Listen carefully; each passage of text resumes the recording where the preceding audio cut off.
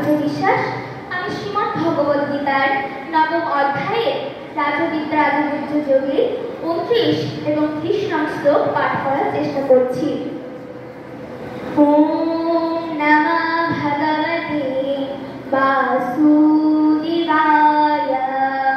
শ্রীমদ্ ভগবদ গীতা নবমোऽধ্যায়ः রাজবিদ্যা রাজগুহ্য যোগः।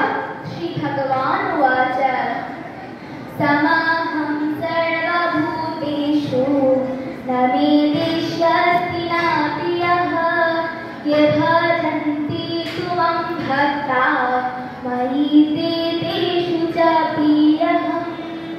অর্থাৎ শ্রী ভগবান বললেন, আমি সর্বভূতের পক্ষে সমান, আমার দেশও নাই প্রিয়ও নাই, কিন্তু যাহারা ভক্তিপূর্বক আমার ভজনা করে তাহারা আমাকে অবস্থান করে এবং আমিও সেই সকল ভক্তেই অবস্থান করি।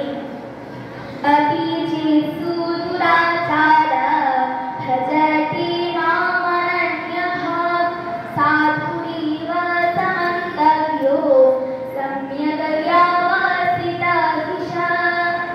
অর্থাৎ অতি দুরাচার ব্যক্তিও যদি অনন্যচিত্ত হয়ে আমার ভজনা করে তাহলে তাহাকে সাধু বলিয়া মনে করিবে, যেহেতু তাহার অধ্যবসায় উত্তম।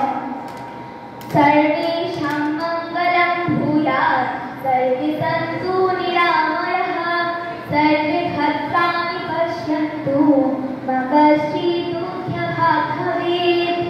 আমার সকল ভুলটি ক্ষমা সুন্দর দৃষ্টিতে দেখবেন। ওম